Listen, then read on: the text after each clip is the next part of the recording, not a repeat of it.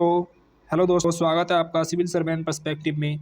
मैं आपके सामने आज पॉलिटी की अगली क्लास लेकर आया हूं, जिसमें मैं आज आपको पढ़ाऊंगा संविधान के स्रोत और प्रस्तावना और अनुसूचियां, यानी अनुसूचियों में क्या क्या विषय दिए गए हैं। तो चलते हैं, अपनी क्लास शुरू करते हैं। भारतीय संविधान के अधिकांश उपबंध भारत शासन अधिनियम 1935 और विश्व के कई देशों के संविधानों से लिए गए हैं। तो सबसे जो भारतीय संविधान का जो 2/3 भाग है वो लगभग भारत शासन अधिनियम 1935 से लिया गया है, और लगभग विश्व के 60 देशों के संविधानों का अध्ययन करने के बाद भारतीय संविधान को बनाया गया। तो इसमें सबसे पहले संयुक्त राज्य अमेरिका से क्या क्या प्रावधान लिए गए। उद्देशिका, यानी उद्देशिका का जो विचार लिया गया है, उद्देशिका बोलते हैं प्रस्तावना को, प्रियम्बल को। जो प्रियम्बल ली गई है वो संयुक्त राज्य अमेरिका से, यानी उसका विचार, ना कि डिक्टो ऐसी उतार ली गई है। वो तो हमने अपने अनुसार, भारतीयों के अनुसार बनाया है। न्यायिक पुनर्वलोकन की जो शक्ति ली गई है सुप्रीम कोर्ट की और हाई कोर्ट की, वो ली गई है अमेरिका के संविधान से। न्यायपालिका की स्वतंत्रता अमेरिका से, मूल अधिकार भी अमेरिका से, उपराष्ट्रपति का पद भी कहाँ से लिया है, अमेरिका से, और राष्ट्रपति पर महाभियोग, ये प्रक्रिया भी कहाँ से ली है, अमेरिका से ली गई है। आगे देखते हैं कनाडा से क्या क्या लिया गया है। कनाडा से ली गई है सशक्त केंद्र के साथ संघीय व्यवस्था। अच्छा, सशक्त केंद्र के साथ क्यों? क्योंकि यहाँ पर जो शक्तियाँ अधिक दी गई हैं वो केंद्र को दी गई हैं। भारतीय संविधान में राज्य के मुकाबले केंद्र को अधिक शक्तियाँ दी गई हैं, यानी केंद्र को अधिक सशक्त बनाया गया है। तो ये जो शक्तियाँ सशक्त केंद्र के साथ संघीय व्यवस्था ली गई है वो कनाडा से ली गई है भारतीय संविधान में। केंद्र द्वारा राज्यपालों की नियुक्ति होगी, यानी राज्यपालों की नियुक्ति कौन करेगा, केंद्र। ये व्यवस्था भी कहाँ से ली है, कनाडा से। सुप्रीम कोर्ट का परामर्शी न्यायालय होना, यानी परामर्शी न्याय निर्णय कहाँ से लिया है, कनाडा से। अपशिष्ट शक्तियों का केंद्र में निहित होना, ये भी कहाँ से लिया है, कनाडा के संविधान से। आयरलैंड से क्या क्या लिया, नीति निदेशक तत्व आयरलैंड से, राष्ट्रपति की निर्वाचन पद्धति आयरलैंड से ली है, राज्यसभा में कुछ सदस्यों का नामांकन, ये भी आयरलैंड से लिया है, यानी राज्यसभा में कुछ सदस्यों का नामांकन किया जाएगा, ये भी कहाँ से लिया है, आयरलैंड से। ब्रिटेन से क्या क्या लिया गया है, संसदीय प्रणाली यानी संसदीय शासन प्रणाली ब्रिटेन से, विधि का शासन ब्रिटेन से, मंत्रिमंडलीय प्रणाली ब्रिटेन से ली गई है, एकल नागरिकता ब्रिटेन से, द्विसदनीय प्रणाली, विधायी प्रक्रिया, संसदीय विशेष अधिकार और परमाधिकार लेख, ये कहाँ से लिए गए हैं, ब्रिटेन के संविधान से। इसमें याद रखना विधि का शासन यानी विधि के समक्ष समता, ये लिया गया है ब्रिटेन से, लेकिन विधि के समान संरक्षण ये कहाँ से लिया गया है, ये लिया गया है अमेरिका के संविधान से। इन दोनों में अंतर है। विधि का शासन लिया गया है ब्रिटेन से, और विधि के समान संरक्षण जो लिया गया है वो लिया गया है अमेरिका के संविधान से। इसे याद रखना, एकल नागरिकता का प्रावधान भी ब्रिटेन के संविधान से लिया गया है, और मंत्रिमंडलीय प्रणाली और संसदीय शासन व्यवस्था, ये संसदीय शासन प्रणाली कहाँ से ली गई है, ब्रिटेन से। दक्षिण अफ्रीका से क्या क्या लिया गया, संविधान संशोधन की प्रक्रिया, संविधान संशोधन की प्रक्रिया ली गई है दक्षिण अफ्रीका से, और राज्यसभा के सदस्यों का निर्वाचन, यानी जो राज्यसभा के सदस्य होते हैं उनका निर्वाचन भी दक्षिण अफ्रीका से लिया गया है। अगला देखते हैं, जापान से लिया गया है विधि द्वारा स्थापित प्रक्रिया, विधि द्वारा स्थापित प्रक्रिया। रूस के संविधान से लिया गया है मूल कर्तव्य, मौलिक कर्तव्य रूस के संविधान से। प्रस्तावना में न्याय, न्याय की जो बात की गई है, जैसे सामाजिक, आर्थिक और राजनीतिक न्याय, 3 प्रकार के न्याय की बात करती है प्रस्तावना, तो ये लिए गए हैं रूस के संविधान से, और मूल कर्तव्य। और ऑस्ट्रेलिया से क्या क्या लिया गया, संयुक्त बैठक का प्रावधान जो भारतीय संविधान के अनुच्छेद 108 में है। उद्देशिका की परिभाषा ऑस्ट्रेलिया से। वाणिज्य, व्यापार और समागम की स्वतंत्रता कहाँ से ली गई है, ऑस्ट्रेलिया से। समवर्ती सूची भी कहाँ से ली गई है, ऑस्ट्रेलिया के संविधान से। वाणिज्य, व्यापार और समागम की स्वतंत्रता और समवर्ती सूची ऑस्ट्रेलिया के संविधान से। अब देख लेते हैं कुछ फैक्ट, जैसे भारतीय राजनीतिक व्यवस्था में सर्वोच्च क्या है, संविधान सर्वोच्च है। भारतीय संविधान में आपात उपबंध कहाँ से लिए गए, जर्मनी के वाइमर संविधान से। आपात उपबंध जर्मनी के वाइमर संविधान से। राष्ट्रपति के विचारार्थ राज्यपाल द्वारा विधेयक सुरक्षित रखने का उपबंध कहाँ से लिया गया, कनाडा के संविधान से। अनुच्छेद 201 के अनुसार राज्यपाल राष्ट्रपति के लिए किसी विधेयक को सुरक्षित रख सकता है, यानी उसे राष्ट्रपति को देने के लिए, उस पर निर्णय फिर राष्ट्रपति लेगा। तो ये जो प्रावधान लिया गया, ये लिया गया है कनाडा से। विश्व का पहला लिखित संविधान था यूएसए का। यूएसए का बना था। अब देखते हैं उद्देशिका यानी प्रस्तावना। उद्देशिका प्रस्ताव लाया गया था जवाहरलाल नेहरू द्वारा भारतीय संविधान सभा में 13 दिसंबर 1946 को। किसने प्रस्तुत किया था? जवाहरलाल नेहरू ने। कब इसे स्वीकार कर लिया गया? 22 जनवरी 1947 को। उद्देशिका प्रस्ताव को 22 जनवरी 1947 को स्वीकार कर लिया गया। उद्देशिका की विषय वस्तु क्या थी? इसके मूल तत्व थे संपूर्ण प्रभुत्व संपन्न समाजवादी पंथ निरपेक्ष लोकतांत्रिक गणराज्य। ये इसके मूल तत्व थे।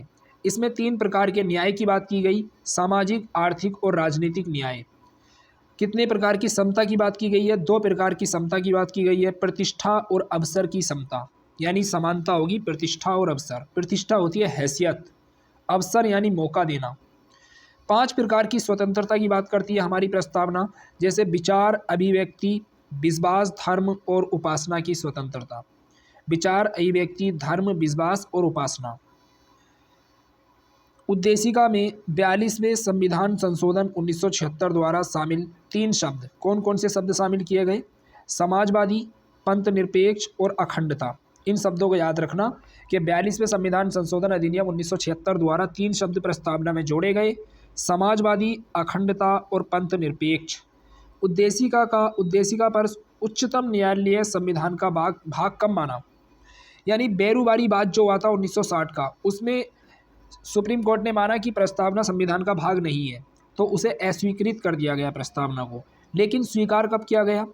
बॉम्बई बनाम यूनियन ऑफ इंडिया बाद में ये धारणा प्रस्तुत की गई थी।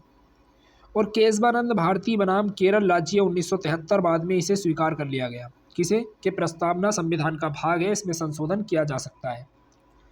और बेरूवारीवाद 1960 में आया था, इसमें प्रस्तावना को संविधान का भाग नहीं माना था। आगे देखते हैं, संविधान की आत्मा है उद्देशिका। ये उद्देशिका यानी प्रस्तावना। उद्देशिका को राजनीतिक जन्मपत्री किसने कहा? के.एम. मुंशी ने। ये क्वेश्चन पूछा गया है, जन्मपत्री किसने कहा? के.एम. मुंशी ने।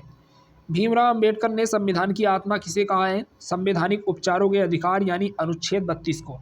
अनुच्छेद 32 को भीमराव अंबेडकर कहते हैं कि ये संवैधानिक उपचारों का अधिकार है।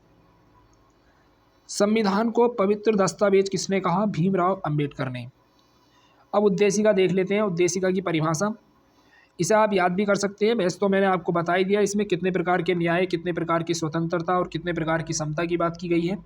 उद्देशिका कहती है कि हम भारत के लोग भारत को एक संपूर्ण प्रभुत्व संपन्न समाजवादी पंथ निरपेक्ष लोकतांत्रिक गणराज्य, हम भारत के लोग भारत को एक संपूर्ण प्रभुत्व संपन्न समाजवादी पंथ निरपेक्ष लोकतंत्रात्मक गणराज्य बनाने के लिए तथा उसके समस्त नागरिकों को सामाजिक, आर्थिक, राजनीतिक न्याय, यानी 3 प्रकार के न्याय हैं, सामाजिक, आर्थिक, राजनीतिक न्याय, विचार, अभिव्यक्ति, विश्वास, धर्म और उपासना की स्वतंत्रता, प्रतिष्ठा और अवसर की समता प्राप्त कराने के लिए तथा उन सब में व्यक्ति की गरिमा और राष्ट्र की एकता और अखंडता सुनिश्चित करने वाली बंधुता बढ़ाने के लिए दृढ़ संकल्प होकर अपनी इस संविधान सभा में आज तारीख 26 नवंबर 1949 ईस्वी को मिति मार्क्सी शुक्ल सप्तमी संवत 2006 विक्रमी को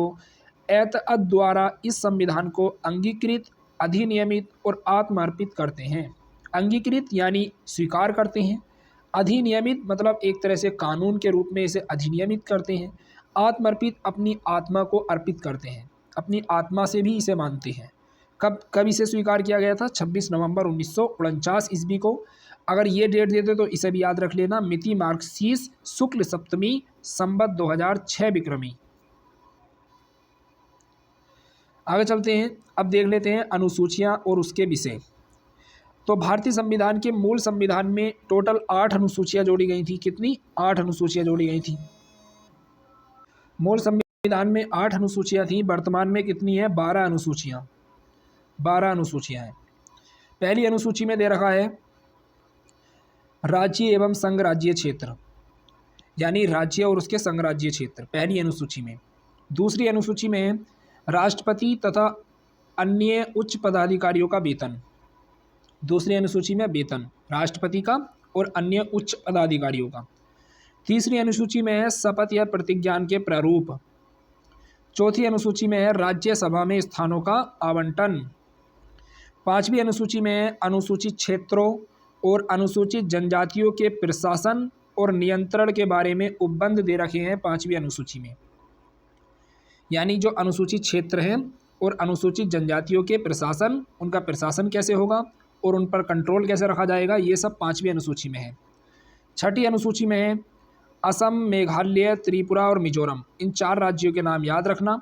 छठी अनुसूची में असम, मेघालय, त्रिपुरा, मिजोरम राज्यों के जनजातीय क्षेत्रों के प्रशासन के संबंध में उपबंध हैं। सातवीं अनुसूची में है संघ सूची, राज्य सूची और समवर्ती सूची में केंद्र एवं राज्यों के मध्य शक्तियों का विभाजन 7वीं अनुसूची में कर दिया गया। अब 8वीं अनुसूची में है भाषाएं। ये 8 अनुसूचियां तो मूल संविधान में थीं। 9वीं अनुसूची जोड़ी गई थी पहला संविधान संशोधन अधिनियम 1951 द्वारा। कुछ अधिनियमों और विनियमों का विधि मान्यकरण। इसका मतलब है कि जो 9वीं अनुसूची जोड़ी गई थी उसमें भूमि सुधार कानून डाला गया। इसका मतलब था कि कुछ अधिनियमों विनियमों का विधि मान्यकरण।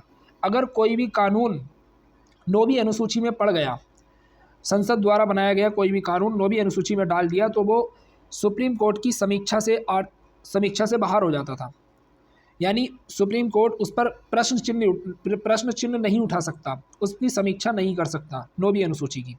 अगर 9वीं अनुसूची में कोई भी कानून डल गया, तो भूमि सुधार को डाला गया था इसमें, क्योंकि उस समय भूमि सुधार कानून लागू किया गया था। और भूमि सुधार जो था अनुच्छेद 31 के तहत मूल अधिकारों में शामिल था।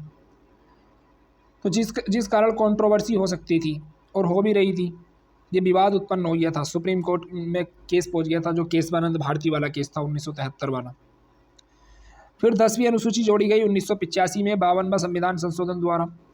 दल परिवर्तन के आधार पर अयोग्यता, यानी जो संसद के सदस्य हैं वो दल परिवर्तन कर लेते थे, यानी एक दल में जीतने के बाद में दूसरे दल में चले जाते थे, तो सरकार गिर जाती थी। तो ये 10वीं अनुसूची में इस कानून को डाला गया है कि अगर कोई भी सदस्य दल परिवर्तन करता है तो उसकी वह अयोग्य ठहरा दिया जाता था। लेकिन अगर इसमें भी अलग अलग प्रावधान थे कि अगर वो कुल सदस्यों के 1/3 सदस्य अगर दल परिवर्तन करते हैं तब उसे अयोग्य नहीं ठहराया जाएगा। फिर आगे चलकर 2/3 कर दिया गया है।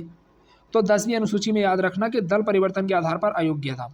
11वीं अनुसूची जोड़ी गई थी 73वें संविधान संशोधन अधिनियम 1992 में हुआ था, जो पंचायती राज से संबंधित था।